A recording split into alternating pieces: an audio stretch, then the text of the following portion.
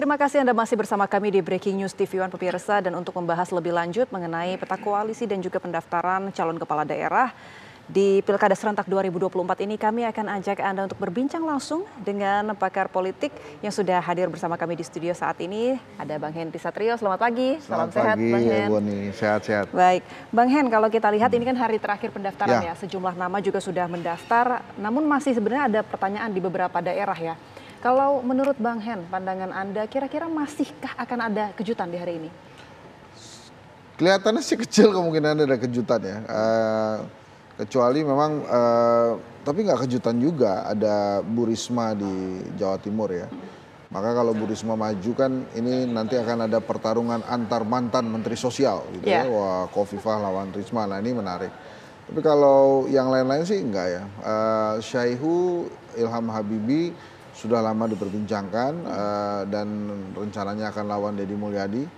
Belum tahu juga PKB dan PDI Perjuangan akan bagaimana, bukan hoax ya, beredar berita katanya Sandi Uno akan ke sana gitu. Ya, Tapi PKB saya sudah tanya nih, saya sudah tanya soal tinggi PKB. Belum dijawab, nanti kalau sudah dijawab saya kabari juga. Oke. Ada juga rumor kan katanya Mas Anies akan digeser ke sana gitu, kelihatannya nggak juga itu. Nah kalau di Bali sih justru yang menarik adalah saat Pak Koster dan Pak Giri bersama-sama ya. Karena menjelang pilkada sampai kemudian ditetapkan oleh PDI Perjuangan, Pak Giri itu masih salah satu yang dianggap bisa menyaingi Pak Koster justru. Koster sudah incumbent kan, Pak Giri adalah Bupati Badung sebelumnya. Popularitas elektabilitasnya tinggi juga, tapi kemudian karena sama-sama di PDI Perjuangan akhirnya disatukan dulu gini. Mungkin PDI Perjuangan punya rencana setelah Koster ya Pak Giri melanjutkan itu. Nah kalau di Bali sih nampaknya agak sulit disaingi oleh pasangan lain ya, karena itu PDI Perjuangan banget di sana. Justru Jawa Barat lebih ramai. Oke, artinya ini kalau soal Bali ya, Iwayan Koster kan sebelumnya juga menyebut bahwa menargetkan 70% suara, itu artinya memang sangat mungkin. Oh mungkin kalau itu Bali itu mungkin banget buat mereka, makanya tadinya malah awal-awal saya pikir akan lawan kota kosong di Bali, cuma ternyata ada jagoan dari Kim Plus yang maju di sana kan. Tadinya Pak Ray Mantre, cuma terus diganti, jadi saya kurang hafal namanya. Tapi kalau di Bali sih memang daerahnya PDI Perjuangan, jadi itu nampaknya memang akan landslide itu Pak Koster dan Pak Giri di sana. Nah kalau kita lihat yang di sampingnya ini Pak Ilham Habibie, ini menariknya memang beredar kalau hanya ternyata Deddy Mulyadi dan Ustadz Syaihu, Ahmad Syaihu ini mengulang Pilgub di 2018. Betul. Waktu itu sih memang dua-duanya masih statusnya calon wakil gubernur. Tapi waktu itu Ustadz Syaihu unggul tuh dibandingkan Deddy Mulyadi berpasangan dengan Deddy Mizwar. Nah ini sudah beredar di medsos juga. Pertarungan antara Deddy Mulyadi dan Ahmad Syaihu, Presiden PKS ini seperti pertarungan antara Wiwitan versus Wiritan gitu ya. Karena kan budaya Sunda yang didorong oleh Deddy Mulyadi ini akan bertemu dengan bagaimana kuatnya roda dan akar rumput PKS di Jawa Barat gitu. Yang menariknya justru Ilham Habibie, karena kita nggak pernah mendengar desas-desus ya, dia akan masuk ke politik dan dia ngambil jalur susah nih.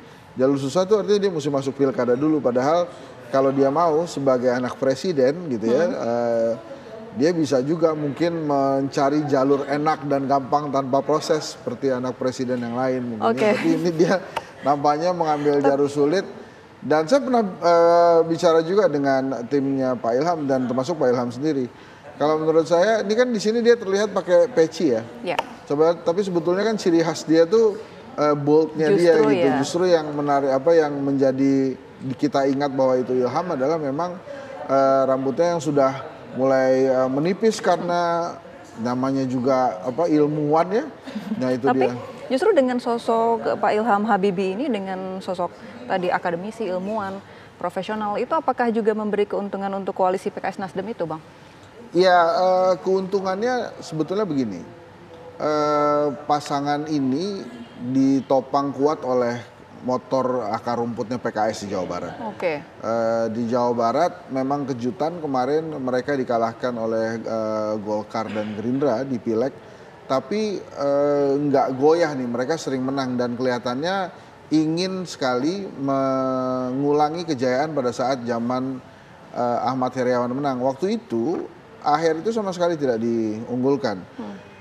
Justru yang diunggulkan adalah incumbent dan kemudian ada nama Agung Gumelar juga gitu. Tapi ternyata di ujung itu berhasil menang. Tapi memang waktu itu pasangannya selebriti, Dede Yusuf.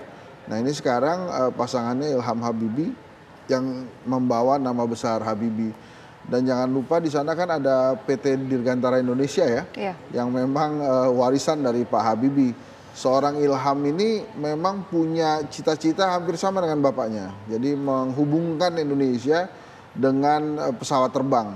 Nah itu mungkin hal yang akan menarik karena ini fresh dua-duanya sih.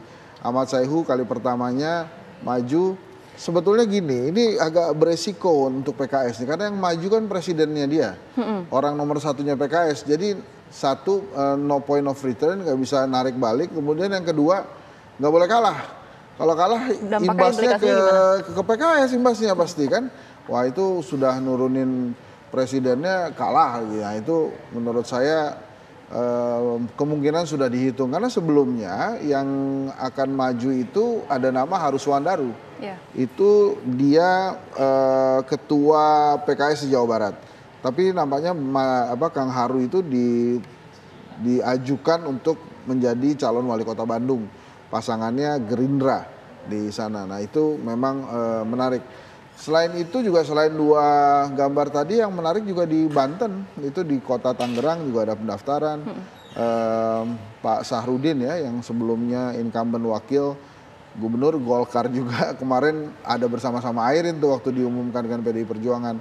Walaupun pasangannya adalah profesional PNS ya, salah satu kepala dinas di kota Tangerang itu juga akan konvoy, terus beberapa di daerah-daerah lain terutama di kabupaten kota juga akan melakukan hal yang sama.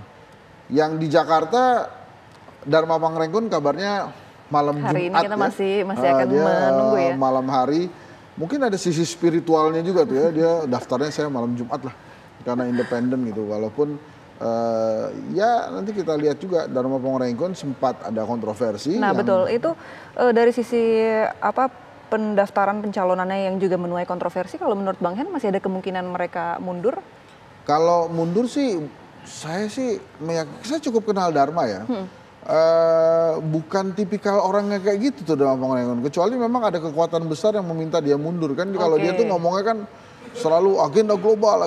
Jadi kalau kemudian dia tiba-tiba mundur, nanti dia pasti kalau diwawancara sama Ebony dia alasannya begitu tuh. Ini ada agenda global yang meminta saya mundur. Enggak lah, kalau menurut saya sih dia akan fight maju lah untuk mendaftar. Ini menarik juga ada Pak Jawa Andika Tengah ya? dan Hendardi di Jawa Tengah ya. Tapi sedikit kalau kita balik lagi ke soal Jawa Barat ya, Bang Hen, yang tadi menarik yang Bang Henry bilang bahwa memajukan Ahmad Saiku ini artinya sudah dengan kalkulasi yang begitu matang ya? Iya, kalkulasi yang matang dan sangat mengandalkan kekuatan Jawa Barat. Gini loh, pilkada ini saya sering bilang juga, semalam juga saya sudah sampaikan di TV ini bahwa salah satu yang merepotkan di pilkada ini adalah pilkada serentak. Jadi masing-masing tuh akan sibuk dengan daerahnya masing-masing. Kalau misalnya pilpres kemarin, misalnya Ahmad Saihu akan bikin kampanye, masanya kurang. Itu bisa minta, tolong kirim dari Garut, dari Sumedang, dari Purwakarta untuk ngeramein itu. Tapi ini nggak bisa nih sekarang. Nggak bisa bos. Memang akan terlihat sekali ya kekuatan di masing-masing daerah ya. Ya silakan urus sendiri gitu. Saihu masuk ke DPR memang dari Jawa Barat. Nah itu daerah Bekasi, Purwakarta, Karawang tuh memang daerahnya dia. Nanti kita lihat juga. Nah memang Ilham itu belum teruji terus terang di dalam kontestasi politik. Jadi ini adalah kontestasi politik pertamanya dia, disokong oleh Nasdem juga. Ini debut banget dan mengandalkan Ustadz Saihu. Jadi ya kita lihatlah bagaimana nanti mesin partai PKS yang memang sangat kuat sebetulnya di Jawa Barat itu akan berjuang memenangkan Saihu, karena saya yakin Deg-degannya ada di PKS ini. Pada saat mereka menetapkan itu Saihu maju. Walaupun gitu. lawannya ini kan kurang lebih 13 partai ya, Deddy Mulyadi. Iya, Deddy Mulyadi banyak juga. Nah itu mungkin Saihu kepikiran, saya pernah menang lawan Deddy Mulyadi gitu ya.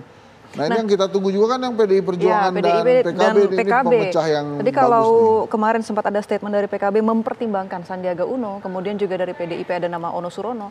Bagaimana kalau misalnya memang nanti ada nama-nama itu, Bang Hen, pandangan Anda seperti apa kalkulasinya? Gini, kalau benar Sandiaga Uno akan dicalonkan itu menjadi menarik gitu ya. Karena Sandi Uno banyak yang menilai bahwa dia setelah masuk ke dalam kabinet, it's over gitu. Jadi nggak ada lagi kesempatan dia untuk rebound gitu ya. Tapi kalau kemudian ternyata berhasil meyakinkan PKB, walaupun dia adalah politisi P3, itu akan menarik. Sementara kan Kang Ono juga sudah keliling-keliling tuh seluruh Jawa Barat untuk mendukung dirinya. Nah Kang Ono ini juga dia ketua DPD PDI Perjuangan di Jawa Barat. Bang Hen, kita tahan dulu, kita mau dengarkan sama-sama. Ini ada speech yang dilakukan ataupun disampaikan oleh Ahmad Saiku.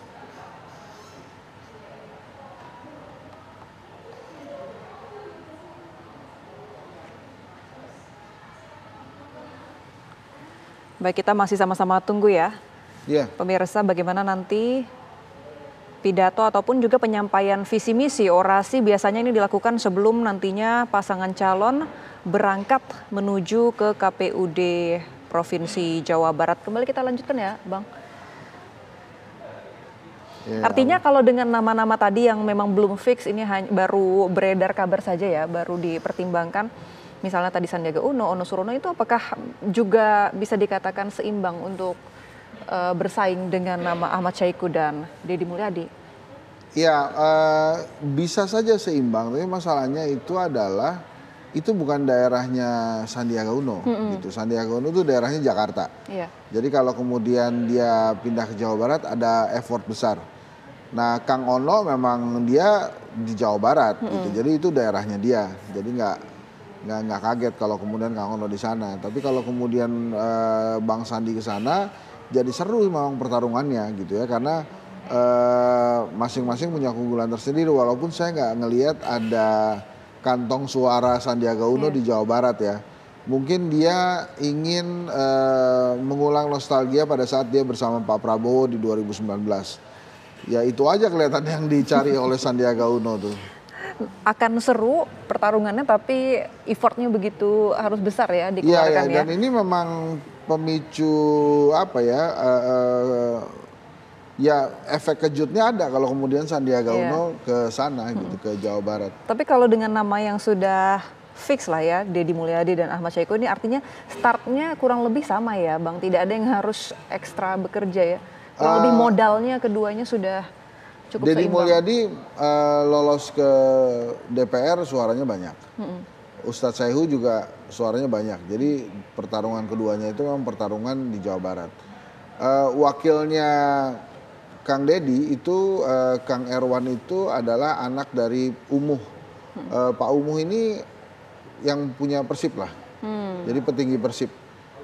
Dan Kang Erwan ini kan sebelumnya tuh wakil bupati di Sumedang kalau saya nggak salah. Jadi memang kekuatan